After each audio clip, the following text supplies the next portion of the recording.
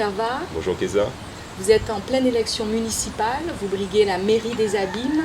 C'est intense, plutôt un marathon qu'un sprint. Comment vous sentez-vous? Oui, c'est vrai que j'ai l'impression que c'est à la fois un marathon, un sprint, une course de résistance. Ça fait plusieurs années que nous allons à la rencontre de la population, nous voulons changer leur quotidien.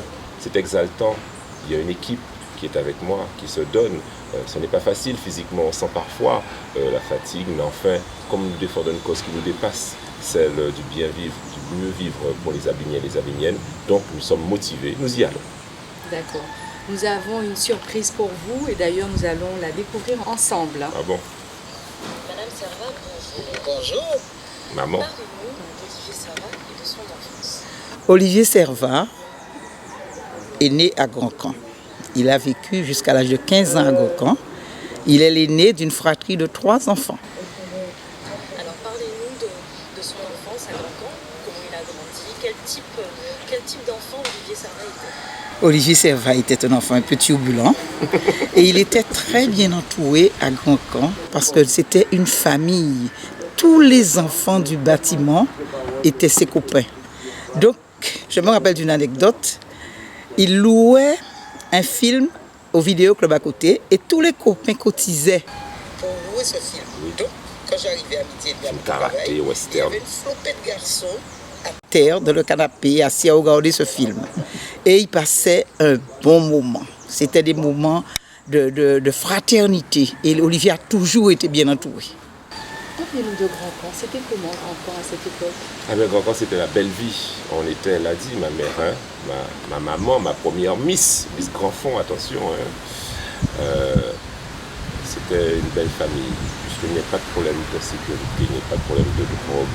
On allait et venait dans les bâtiments, dans la rue avec les vélos, on jouait, on a construit notre terrain de football à Grand-Camp. Je m'occupais de ma soeur, je devais faire le riz à 11h pour qu'à midi, quand maman arrivait, que Ria Mounage apparaît, sinon problème.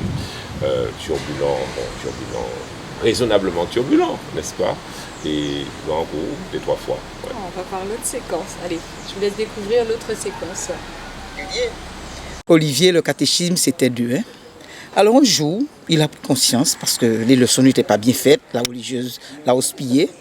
Et puis il a pris conscience, il s'est dit, bon, je vais quand même faire mieux. Donc il a fait des très bons exposés. Alors la religieuse qui me rencontre, qui me dit, Madame Servat, je crois qu'il a quelque chose dans le ventre. Je pense qu'il a une vocation.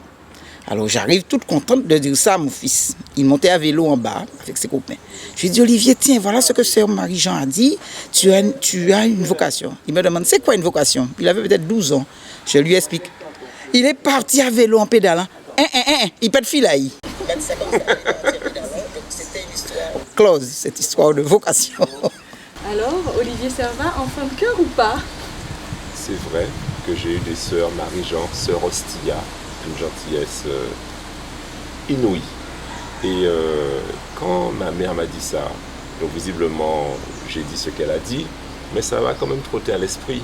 Mais enfin, je ne suis pas parfait. C'est vrai que je ne suis pas parfait et j'aspire à être un être qui aime son prochain en tout cas. Ça, toute action que je fais, j'essaie d'aider mon prochain, sincèrement. Alors, on découvre la prochaine séquence. Je vous laisse appuyer. Je vous laisse la découvrir avec moi. Donc un enfant un peu turbulent, une enfance à Grand-Camp, et puis par la suite, vous déménagez, vous arrivez à Besson. Oui. Est-ce que vous pouvez nous parler d'Olivier Servat dans son adolescence et surtout à l'âge après le bac? Oui, alors nous sommes venus ici effectivement à Besson, il avait 15 ans. Ici, nous étions bien parce que Olivier aime beaucoup la campagne, aime beaucoup être dans la nature, il avait ses animaux et tout, il était content. Oui, Après, le bac est arrivé et il est parti à Orléans faire des études supérieures. Ne voilà-t-il pas qu'il s'est beaucoup responsabilisé, qu'il s'est beaucoup pris en main et qu'il était fier pour que nous puissions voir ses résultats. Il a beaucoup travaillé pour avoir les résultats, pour obtenir les résultats qu'il a eus. Et il était surtout conscient que ce n'est pas facile pour nous les parents, parce que nous n'avions pas beaucoup les moyens à l'époque pour aider ses études. Mais nous y avons consacré toute notre énergie et il a réussi. Et Olivier, c'est quelqu'un de déterminé. Quand il veut de quelque chose, il l'obtient parce qu'il met les moyens pour ça. Et il y a une phrase qui m'a dit il y a longtemps, quand on veut, on peut. Je ne vais pas oublier cette phrase de sitôt. Quand on veut, on peut. Oui, c'est vrai. Elle a parlé de grisette, c'est important parce que en réalité, je suis bien dans la campagne. De Boivin à Borico, à Grand-Fond-Sainte-Anne. Et je me souviens ici, il y a Mme Burat qui avait sa porcherie et moi j'avais eu de mon oncle Franz défunt grisette, cochon. Parce que je lui avais échangé 2 poules contre un cochon. Et après, on l'a fait saillir, cette grisette, et elle a eu des petits que j'ai pu vendre. Et ça m'a donné le goût de la vie, et puis qui peut permettre aussi de subvenir à quelques besoins. Je me souviens aussi de mon premier navet, que j'ai vendu, après l'avoir planté chez ma grand-mère maternelle, et qu'il a vendu au petit marché, et elle avait vendu 10 francs. Elle m'avait donné 10 francs. J'avais été très content de cela. Les études, oui. J'ai une grande sœur que mon père a fait avant le mariage et avec ma sœur cadette, nous étions étudiants à Orléans et nous étions tous les deux dans des appartements différents. Mais les parents ne nous disaient rien, mais on sentait que c'était dur pour eux parce que ça coûte, on n'était pas boursiers et c'était dur. Alors un jour, au bout de la 3e année, ma sœur et moi on s'est concertés, on s'est dit bon, pour faciliter les choses, on va vivre ensemble, comme ça fera un loyer de moins. Et pendant un an, j'ai dormi sur un matelas, ma soeur sur le lit, c'est la moindre des choses.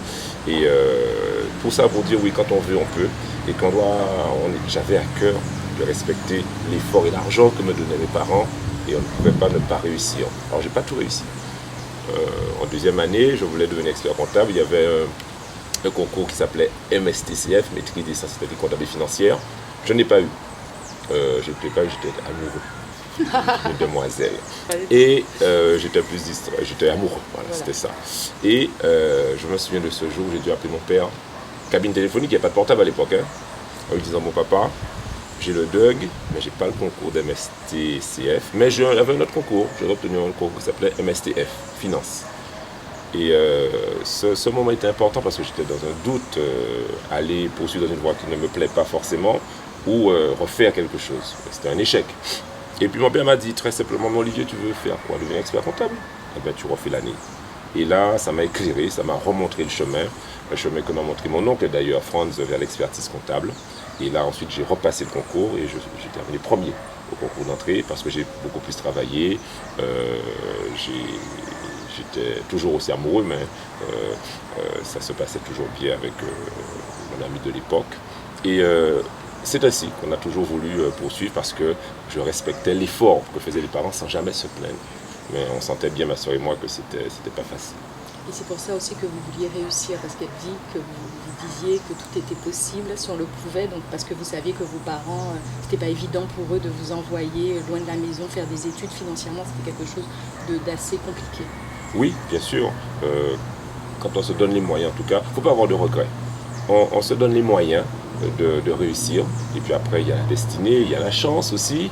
Il y a peut-être, moi je suis chrétien, il y a la volonté divine. Je crois aussi au destin qui est déjà écrit. Donc en tout cas, il ne faut pas avoir de regrets, il faut se donner tous les moyens pour réussir. Surtout quand il y en a d'autres qui cotisent pour nous. Très bien, on passe à la prochaine séquence. Qu'est-ce que vous souhaitez pour lui? Je souhaite qu'il gagne ce combat. Je souhaite qu'il réussisse. Parce qu'Olivier, c'est quelqu'un qui sait ce qu'il veut. Olivier, c'est quelqu'un d'humain. Olivier aime beaucoup son prochain.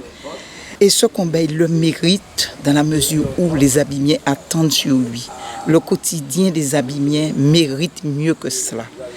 Et ce combat, il l'a pris à bras le corps, avec ses tripes, avec son cœur. Je souhaite qu'une chose en tant que maman, qu'Olivier puisse réussir ce challenge qu'il a entamé depuis 10 ans maintenant. Bon, on connaît bien la maman poule, là, vous voyez, la maman poule game avec ses enfants-là, qui est prête à voler dans les plumes de qui que ce soit.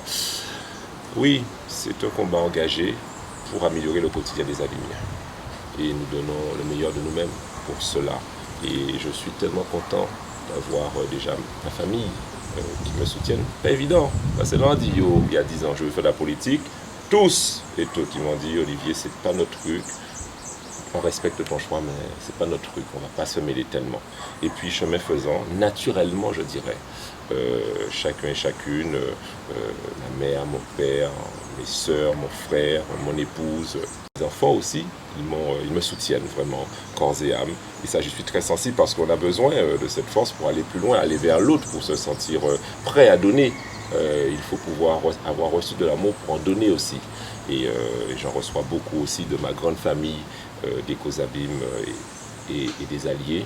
Et donc, c'est ce qui nous permet d'avoir la détermination d'être sûr que nous pouvons améliorer le quotidien des alliés. Ce que nous voulons faire, en fait. Olivier Servat, à part la politique, quelles sont vos passions?